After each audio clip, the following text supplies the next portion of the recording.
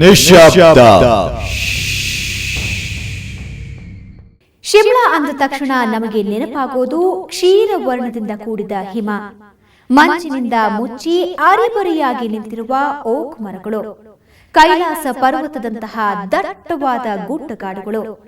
ಇಂತಹ ಸುಂದರವಾದ ಪ್ರದೇಶ ಅನೇಕ ಆತ್ಮಗಳ ಕಥೆಗಳನ್ನ ಬಚ್ಚಿಟ್ಟುಕೊಂಡಿದೆ. ಅದರಲ್ಲಿ ಇದು ಕೂಡ ಒಂದು.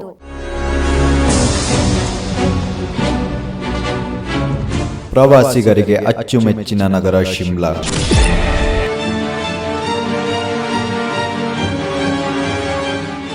ಶಿಮ್ಲಾದಿಂದ ಕೆಲವೇ ದೂರದಲ್ಲಿರುವ ಟ್ಯೂನಲ್ ನಂಬರ್ 103.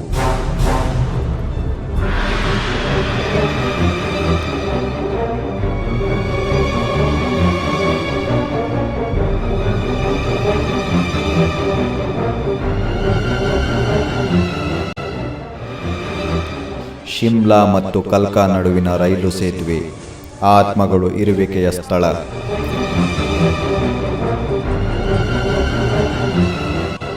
ಆ ರೈಲು ಸೇತುವೆಯ ಕೆಳಗಿನ ಭಾಗ ಬಾಕ್ಸ್ ಮಾದರಿಯ ಕೋಣೆಗಳಂತೆ ನಿರ್ಮಿಸಲಾಗಿದೆ.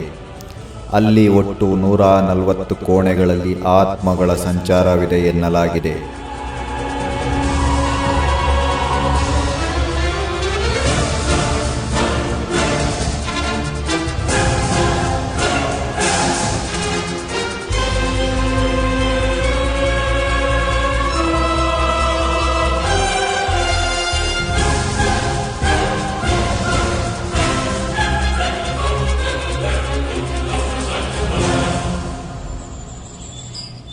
ಆ ಆತ್ಮ ಒಬ್ಬ ಬ್ರಿಟಿಷನದು ಎಂದು ಕೂಡ ಹೇಳಲಾಗುತ್ತಿದೆ.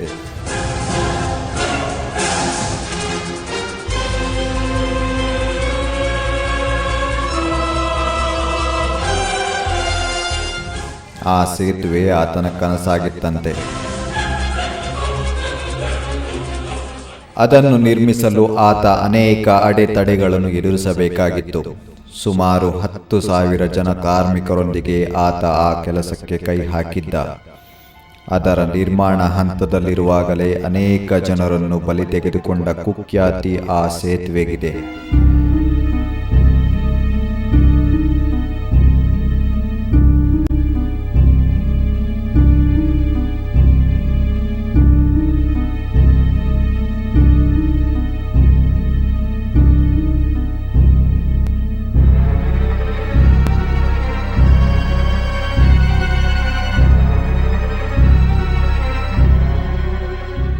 ನಂತರ ಆ ಬ್ರಿಟಿಷ್ ಅಧಿಕಾರಿ ಕೆಲವೇ ದಿನಗಳಲ್ಲಿ ನಿಗೂಢವಾಗಿ ಆತ್ಮಹತ್ಯೆ ಮಾಡಿಕೊಂಡ.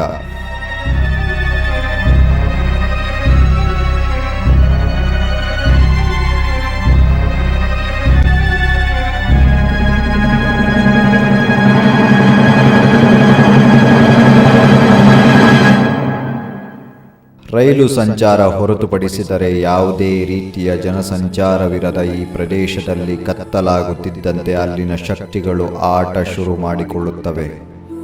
ಒಂದು ಮಾಹಿತಿಯ ಪ್ರಕಾರ ಈ ಸ್ಥಳದಲ್ಲಿ ವಿಚಿತ್ರ ಪ್ರೇತಗಳಿವೆ. ನಾವು ನಂಬಲಿಕ್ಕಾಗದ ವಾಸ್ತವಕ್ಕೆ ದೂರವಿರುವ ಘಟನೆಗಳು ನಡೆದಿರುವುದು ಅಷ್ಟೇ ನಿಜ. ಅಲ್ಲಿ ಯಾವುದೋ ಮನುಷ್ಯ ಜೀವಿ ಕಂಡರೆ ಆತನ ಗಮನ ತನ್ನತ್ತ ಸೆಳೆದು ತನ್ನ ಮುಂದಿರುವ ಪ್ರಪಾತದ ಕಡೆ ಬೀಳಲು ಓಡುತ್ತದೆ. ತನ್ನಂತೆ ಮನುಷ್ಯ ಎಂದು ತಡೆಯಲು ಹೋದರೆ ಗೋಡೆಯ ಒಳಗೆ ನುಸುಳಿ ಆಟವಾಡಿಸುತ್ತದೆ.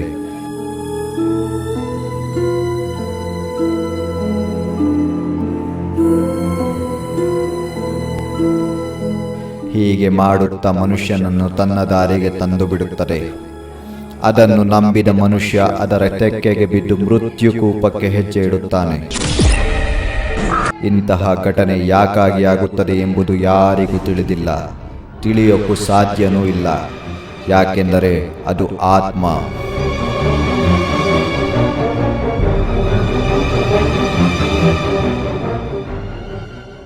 ಇಂತಹುದೇ ಆದಂತಹ ಭಯಾನಕ ಕಥೆಗಳನ್ನ ಹೊಂದಿರುವ ಇನ್ನೊಂದು ನಗರ ಇದೆ.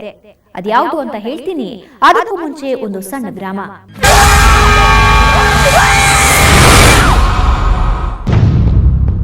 ನಿಶ್ಶಬ್ದ.